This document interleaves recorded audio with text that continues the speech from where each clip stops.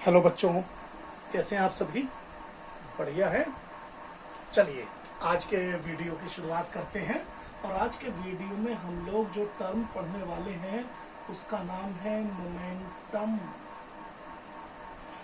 Momentum of a body. ठीक है, समझेंगे पहले मोमेंटम का मतलब क्या होता है।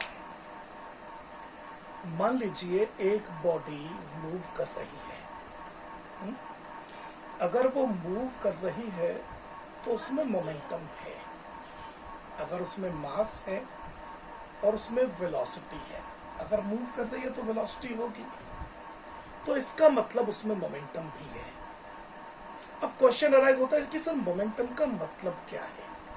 इसको टेक्निकली हम डिफाइन करते हैं क्वांटिटी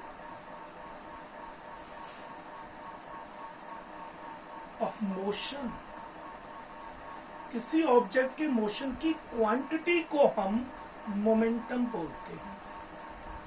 अब यहां क्वेश्चन आ सकता है सर क्वांटिटी मतलब। अब क्वांटिटी को आप देखिए, इफेक्टिवनेस बोलिए, स्ट्रेंथ ऑफ मोशन बोलिए, कितना पावरफुल है इसका मोशन, ये सारी चीजें क्वांटिटी ऑफ मोशन में या कहीं मोमेंटम में इंक्लूड रहती है। अब निकालें कैसे हम क्वांटिटी ऑफ मोशन? निकालने का तरीका है कि अगर आपको मोमेंटम निकालना है, मोमेंटम का जो सिंबल हम लोग यूज करेंगे ना वो पी करेंगे, स्मॉल पी। मोमेंटम देखिए, क्वालिटी डेफिनेशन इसकी यही है, qualitative definition quantity of motion. लेकिन कैलकुलेशन कैसे करें, यानी इसकी क्वांटिटेटिव डेफिनेशन क्या है? तो आप कह सकते हैं momentum can be defined as the product of mass of body. फिलहाल हम मास को m मान लेते हैं। एंड किसका प्रोडक्ट करना है? मल्टीप्लाइड बाय वेलोसिटी, मान लो v है, ऑफ बॉडी। ठीक, तो अगर आपको मोमेंटम निकालना है p, तो आप इस फॉर्मूले से निकाल सकते हैं P is equal to M into V, है ना। लेकिन एक बात ध्यान रखना भाई कि अगर मान लीजिए आपके पास एक गिवन ऑब्जेक्ट है जिसका मास फिक्स है, ठीक, तो मास तो फिक्स होने के चांसेस हैं, ओके, लेकिन क्या उसकी वेलोसिटी हमेशा फिक्स हो सकती है? आंसर नहीं सर, ऐसा तो नहीं है। वेलोसिटी तो चेंज हो सकती है, वेलोसिटी बढ़ भी सकती है, वेलोसिटी की न्यूमेरिकल वैल्यू कम भी हो सकती है। Even only by changing the direction velocity can be change. तो अगर एक ऑब्जेक्ट मूव कर रहा है तो उसकी वेलोसिटी डिफरेंट हो सकती है, और अगर वेलोसिटी डिफरेंट हो सकती है तो फिर उसका मोमेंटम भी चेंज होता है। तो जब कोई आपसे कहता है कि सर मोमेंटम क्या फिक्स होता है किसी बॉडी का, आप कहेंगे नहीं, फिक्स नहीं होता। किसी भी पर्टिकुलर इंस्टेंट पर अगर मुझे किसी बॉडी का मोमेंटम निकालना है तो मुझे उस इंस्टेंट पर उस बॉडी का मास और उस पर्टिकुलर इंस्टेंट पर जो भी उसकी वेलोसिटी है, उन दोनों का प्रोडक्ट लेना होगा। हालांकि आप ये कह सकते हैं कि सर मास तो हम कभी भी लें वही रहेगा। ठीक है, 9th क्लास में ऐसी प्रॉब्लम नहीं आती जिसमें मास चेंज हो रहा हो, लेकिन ऐसा नहीं है कि मास चेंज नहीं हो सकता। मान लीजिए मेरे पास एक बैलून है, इसका अपना कुछ मास है, मान लीजिए 50 ग्राम। मैंने इसमें होल कर दिया, होल करने से इसके अंदर जो गैस भरी हुई थी, मान लीजिए हाइड्रोजन गैस, वो किसी सर्टेन वेलोसिटी v से निकल रही है, this time v is fixed. और मान लीजिए इसको पूरी तरह से एम्प्टी होने में मान लीजिए 10 सेकंड लग जाते हैं, इमेजिन। तो 10 सेकंड के बाद इसका जो मास हो गया वो 0 ग्राम हो गया। ग्राम को बेसिकली केवल स्मॉल g से लिखते हैं, gm से नहीं लिखते हैं, ठीक। तो ऐसे में जो इसका मोमेंटम होगा, उसमें मास चेंज हो रहा है। कोशिश करने देखना अच्छा है, ठीक है, इस बात में कि मान लीजिए अगर उसकी वेलोसिटी मान लेते हैं, चलिए 20 ग्राम ले रहे हैं, तो सेंटीमीटर पर सेकंड की स्पीड से मान लीजिए बैलून चलता है ना। जब गैस निकलेगी इससे तो ये बैलून मूव करेगा। सपोज बैलून की जो वेलोसिटी है वो 20 सेंटीमीटर पर सेकंड है, तो इसके मोमेंटम में कितना चेंज आएगा ये निकालना है आपको। हाँ, कोशिश करके देखना। इजी नहीं है एकदम, क्योंकि थोड़ा अजीब सा लगेगा। खैर, तो मोमेंटम मास इनटू वेलोसिटी से दिया जाता है। नए क्लास में ज्यादातर केसेस ऐसे होंगे जिनमें मास फिक्स होगा, वेलोसिटी चेंज हो रही होगी, ठीक। तो ऐसे में फिर मोमेंटम में भी चेंज आ सकता है। तो मोमेंटम फिक्स नहीं होता, ये वेलोसिटी और मास के प्रोडक्ट पर डिपेंड करता है, ठीक। चलिए और थोड़ा सा आगे बढ़ते हैं। इसकी यूनिट क्या होगी सर? देखो, इसकी जो यूनिट होनी चाहिए वो होनी चाहिए यूनिट ऑफ मास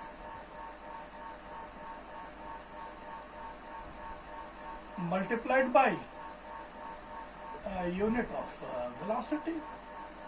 इसका मतलब इसकी जो यूनिट फाइनली निकल कर आएगी, यूनिट ऑफ मास तो किलोग्राम और वेलोसिटी की होती है मीटर पर सेकंड, और preferably kilogram metre second inverse.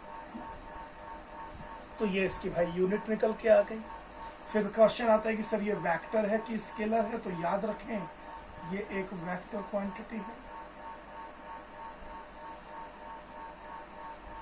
मतलब इसकी जो न्यूमेरिकल वैल्यू होती है, ठीक है, वो तो हमें भले ही मास इनटू स्पीड से मिल जाए, लेकिन इसकी जो डायरेक्शन है वो वेलोसिटी के साथ साथ चेंज होती है ना।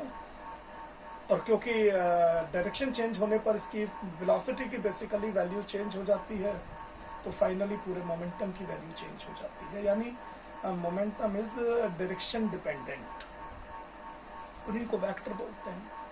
तो ये एक एक्चुअली वेक्टर क्वांटिटी है। बात समझ में आ रही है ये मोमेंटम के बारे में? और थोड़ा सा देखते हैं, इसमें आगे बढ़ते हैं थोड़ा सा, ठीक है। एक कुछ ग्राफ देखते हैं, चलिए समझिए।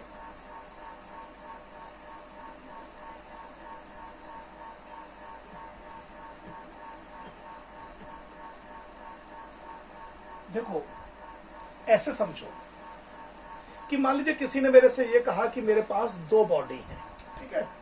एक का नाम हम रख देते हैं ए,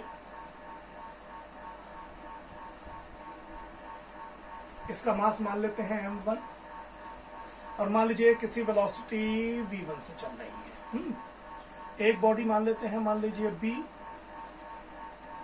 इसका मास मान लेते हैं m2, और मान लीजिए ये वेलोसिटी v2 से चल रही है, ठीक है।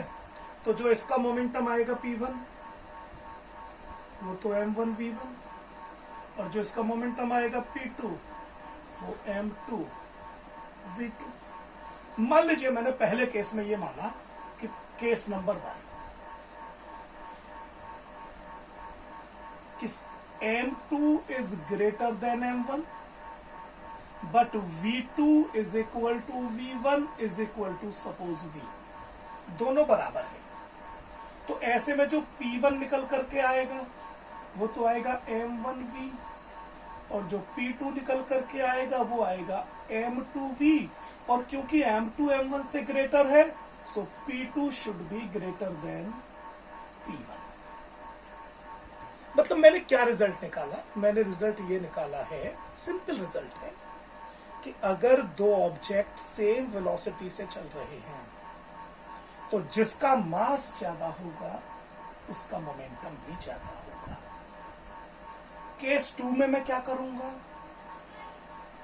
केस 2 में मैं ये मान लूंगा कि late m1 is equal to m2, इस बार दोनों के मास इक्वल, मान लीजिए m, but velocities are different and I am just assuming कि suppose v2 is greater than v1, तो जो p1 आएगा वो तो आ जाएगा m इंटू v1, और जो p2 आएगा वो m into v2, and obviously again p2 will be greater than p1 because v2 is greater than v1।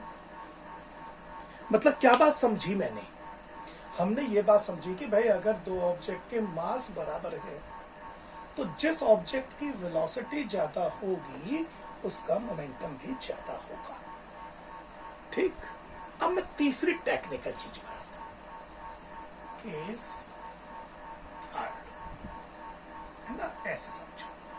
तीसरे केस में मैंने ये कहा कि नहीं सर, इस बार स्थिति क्या है कि m1 m2 अलग अलग हैं, मान लो m2 ही बड़ा है, ठीक है सर। और मान लीजिए m1 वाला चल रहा है वेलोसिटी v1 से और ये चल रहा है वेलोसिटी v2 से, इनका रेशियो मुझे नहीं पता, लेकिन इसका मोमेंटम p1 इसके मोमेंटम p2 के बराबर है। एक बार वेलोसिटी बराबर थी, दूसरी बार मास बराबर थे, इस बार मोमेंटम बराबर है। तो मोमेंटम बराबर होने का मतलब मैंने ये मान लिया कि m1v1 is equal to m2v2, या आप ऐसे भी लिख सकते हैं कि v1 over v2 is equal to m2 over m1, तभी तो m1v1 is equal to m2v2 बैठेगा। अच्छा, m2 ओवर m1 को अगर आप ध्यान से देखें, देखो m2 बड़ा है, तो ये जो वैल्यू है ये ग्रेटर देन 1 होगी। भाई बड़ा नंबर डिवाइडेड बाय छोटा number, whenever numerator is greater than the denominator, then definitely the value of the fraction is greater than 1. So what I can say that v1 over v2 is greater than 1, which is simply implying that v1 is greater than v2. क्या मतलब है इस बात का? इस बात का मतलब यह है कि अगर दो बॉडी के मोमेंटम सेम है तो जिसका मास ज्यादा है उसकी वेलोसिटी कम है। अब खुद सोचे यार, अगर मास भी बड़ा होगा, वेलोसिटी भी बड़ी होगी, तो प्रोडक्ट बराबर कैसे हो जाएगा? अगर यहां ये टर्म बड़ी है तो यहां दूसरी टर्म में इसको बड़ा होना चाहिए, तभी तो दोनों बार प्रोडक्ट सेम आएंगे। ऐसा थोड़ी हो सकता है कि मैं दो नंबर ले लूं, 20 into 10 is equal to 5 into 2। ऐसा कैसे हो सकता है? अगर दो नंबर का प्रोडक्ट है, इधर दो नंबर का प्रोडक्ट है, बराबर है, अगर एक बड़ा है तो इधर दूसरे को छोटा होना पड़ेगा, वरना प्रोडक्ट कैसे सेम आ सकता है? तो ये चीज हम बता रहे हैं कि अगर मोमेंटम सेम है तो जो भारी है उसकी वेलोसिटी कम होगी और जो लाइटर है उसकी वेलोसिटी ज्यादा होगी, तभी तो कॉन्सेप्ट हमारा काम करेगा, वरना हमारा कॉन्सेप्ट ही काम नहीं करेगा। समझ में आई ये बात? चलिए और देखिए, एक चीज और देखिए इसमें, फिर इस वाले वीडियो को खत्म करेंगे, अगला वीडियो शुरू करेंगे। देखो एक चीज और समझेंगे, ग्राफ समझेंगे, ग्राफ। देखो एक चीज तो तुम जानते हो यार, ये गीला हो जा रहा है बार बार ना। देखो एक चीज तो तुम जानते हो कि मोमेंटम जो होता है ना, वो मास इंटू वेलोसिटी होता है, करेक्ट? अगर मैं मास को कांस्टेंट मान लूं, इफ मास इज कांस्टेंट, तो P आ जाएगा कांस्टेंट इनटू वेलोसिटी, और I can say P is directly proportional to velocity, है ना? चलिए अब दूसरा केस देखिए। अगर मैं ये लेता हूं कि भाई नाउ, अगर मैं वो लेता हूं वेलोसिटी इज कांस्टेंट, तो P बनेगा कांस्टेंट इनटू मास, और इससे मुझे क्या मिलेगा? इससे मुझे मिलेगा कि P is directly proportional to m। मतलब अगर मास कांस्टेंट है तो मोमेंटम वेलोसिटी के डायरेक्टली प्रोपोर्शनल है, अगर वेलोसिटी कांस्टेंट है तो मोमेंटम मास के डायरेक्टली प्रोपोर्शनल है, और अगर दोनों कांस्टेंट है तो फिर मोमेंटम भी कांस्टेंट है, फिर वो भी चेंज नहीं होगा। इनको देखिए मैं ग्राफिकली कैसे दिखाता हूं। हम एक्स एक्सिस पर ले लेते हैं सबसे पहले, वेलोसिटी पे डिपेंडेंस दिखानी है तो वेलोसिटी, और इधर हमने ले लिया मोमेंटम P। अगर मास कांस्टेंट है तो ग्राफ ऐसे आएगा। ये कॉन्सेप्ट तब बनेगा व्हेन m इज कांस्टेंट। और अगर मुझे दिखाना है मोमेंटम का वेरिएशन विद मास, तो इस साइड में मैं मास ले लूंगा, इस साइड में बेटे मैं मोमेंटम ले लेता हूं, और ग्राफ फिर भी वही आएगा। सॉरी, क्योंकि दोनों केसेस में ही डायरेक्टली प्रोपोर्शनल है, लेकिन यहां पर क्या है? यहां पर वेलोसिटी कांस्टेंट है। ठीक, बात समझ में आई है? तो नट सेल में मोमेंटम क्या है? बड़ा सिंपल सी बात समझो यार। मोमेंटम नट सेल में क्या है भाई? ये क्वांटिटी ऑफ मोशन है, मोशन कितना इफेक्टिव है, कितना पावरफुल है, और कैलकुलेशन कैसे होगा? सर मास और वेलोसिटी की मल्टीप्लाई कर लीजिए, निकल आएगा। यूनिट याद रखनी है, kilogram metre per second vector quantity है ना? बेसिक तो इसका इतना ही है। अच्छा एक बात बताओ, अगर मैं चाहता हूं मोमेंटम चेंज हो जाए तो मुझे वेलोसिटी में चेंज करना पड़ेगा ना। अगर बॉडी को मैं थोड़ी देर के लिए फिक्स मान लूं तो मुझे चेंज करना पड़ेगा वेलोसिटी में, और वेलोसिटी में चेंज तब होगा जब मैं फोर्स लगाऊंगा। तो जब मैं फोर्स लगाऊंगा तब वेलोसिटी अपने आप को चेंज करेगी, तब मोमेंटम में चेंज होगा। मैं जितना ज्यादा फोर्स लगाऊंगा मोमेंटम में उतना ही ज्यादा चेंज होगा, क्योंकि वेलोसिटी उतनी तेजी से चेंज होगी, है ना? चलिए खैर, इस चीज को आगे समझेंगे अपने नेक्स्ट वीडियो में। इस वीडियो का यहीं पे द एंड करते हैं। एंजॉय करिए।